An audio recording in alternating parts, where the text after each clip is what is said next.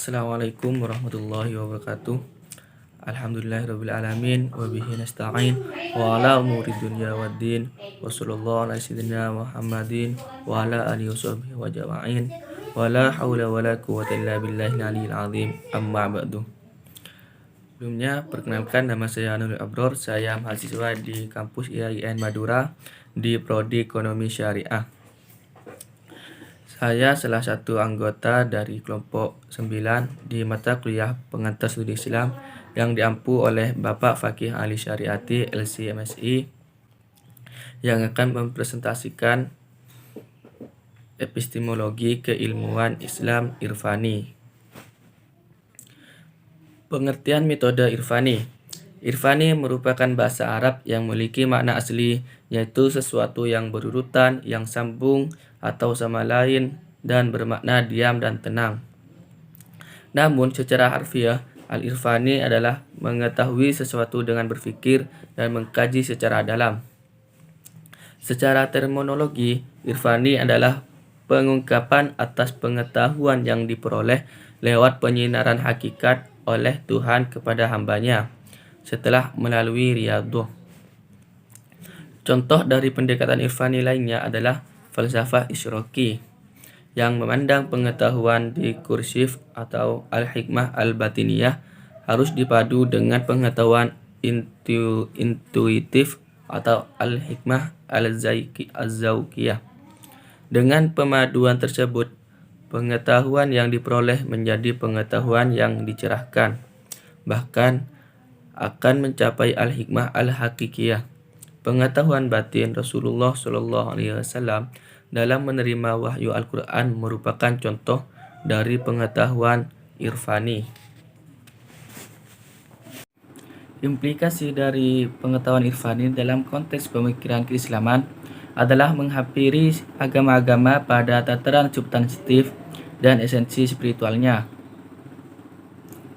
dan mengembangkan dengan penuh kesadaran akan adanya pengalaman keagamaan orang lain yang berbeda eksistensi dan ekspresinya, namun memiliki substansi dan esensi yang kurang lebih sama. Dalam filsafat, irfani lebih dikenal dengan istilah intuisi. Dengan intuisi, manusia memperoleh pengetahuan secara tiba-tiba melalui proses penalaran tertentu.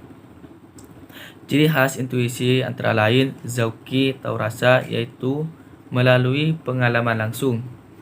Ilmu hudiri, yaitu kehadiran objek dalam diri subjek, dan eksistensial, yaitu tanpa mengetahui kategorisasi akan tetapi mengenalnya secara intim. Henry Bergson beranggap intuisi merupakan hasil dari evolusi pemikiran yang tertinggi tetapi bersifat personal. Mengenai taksonomi epistemologi pengetahuan irfani adalah dari segi sumber pengetahuan, ia bersumber dari kedalaman wujud sang arif itu sendiri.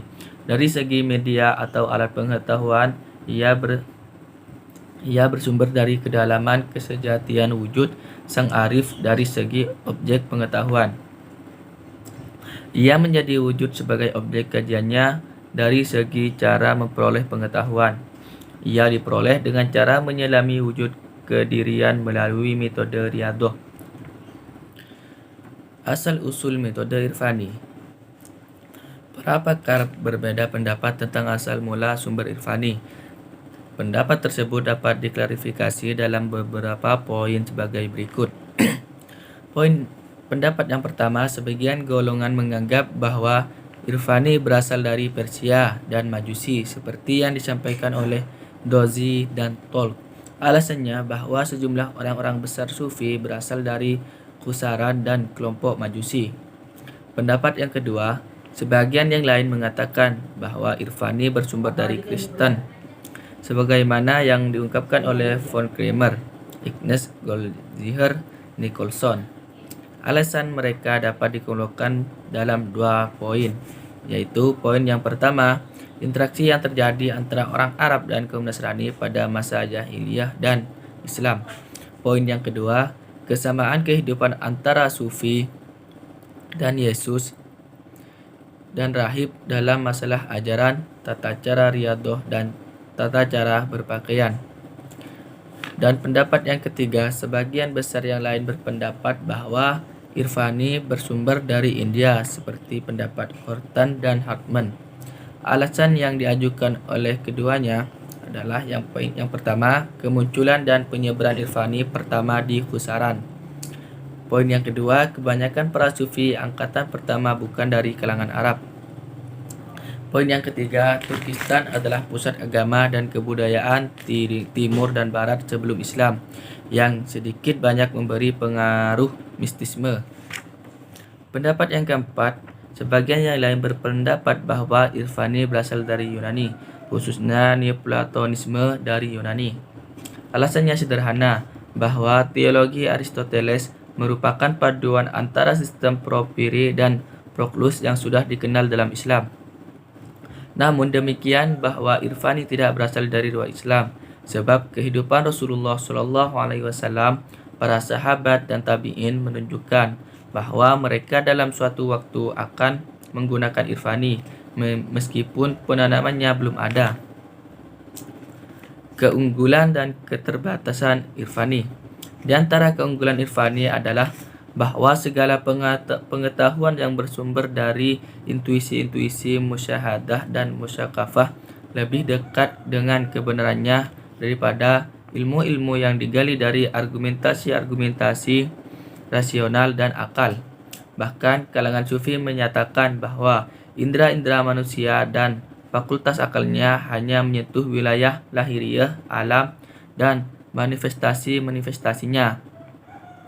Namun manusia dapat berhubungan secara langsung yang bersifat intuitif dengan hakikat tunggal alam melalui dimensi-dimensi batiniah sendiri. Dan hal ini akan sangat berpengaruh ketika manusia telah suci, lepas, dan jauh dari segala bentuk ikatan-ikatan dan ketergantungan-ketergantungan lahiriah. Namun terkendala atau keterbatasan Irfani adalah bahwa ia hanya dapat menikmati oleh segelintir manusia yang mampu sampai pada taraf pensucian diri yang tinggi. Di samping itu, Irfani sangat subjektif menilai sesuai karena ia berdasar pada pengalaman individu manusia. Metode Kashf dalam kritik epistemologi bukanlah suatu pola yang berada di atas akal, seperti yang diklaim Irfaniyun. Bahkan ia tidak lebih dari sekedar pemikiran yang lebih rendah dan bentuk pemahaman yang tidak terkendali. Irfaniyun masuk ke dalam mistis yang telah ada dalam pemikiran agama-agama Persia kuno yang dikembangkan pemikir-pemikir Hermetism. Pendekatannya yang suprarasional menafsirkan kritik atau nalar, serta pijakannya pada logika paradoksal yang segalanya bisa diciptakan tanpa harus berkaitan dengan sebab-sebab yang mendahulunya. Mengakibatkan epistemologi ini kehilangan dimensi kritis dan terjebak pada nuansa magis yang berandil besar dalam kemunduran pola pikir manusia. Kesimpulannya, epistemologi Irfani merupakan sebuah cabang ilmu filsafat yang kemudian membentuk disiplin ilmu secara otonom. Irfani atau bentuk infinitif dari kata arafa yang berarti tahu atau mengetahui, ini erat kaitannya dengan konsep tasawuf. Karena itu, pengetahuan Irfani tidak diperoleh berdasarkan analisa teks, tapi dengan olah rohani, yang setidaknya diperoleh melalui 3 tahapan, yaitu persiapan, penerimaan, dan pengungkapan. Ungkapan-ungkapan yang dihasilkan oleh pemikiran secara Irfani seringkali menjadi tidak beraturan dan di luar kesadaran, karena keluar dari saat seseorang mengalami suatu pengalaman intuitif yang sangat mendalam sehingga sering tidak sesuai dengan kaidah teologis maupun epistemologis tertentu. Sehingga karena itu pula ia sering dihujat dan dinilai menyimpang. Baik, itu saja yang dapat saya presentasikan. Mohon maaf apabila ada salah kata dan masih banyak kekurangan yang belum bisa saya sempurnakan. Wabillahi taufiq wal hidayah. Wassalamualaikum warahmatullahi wabarakatuh.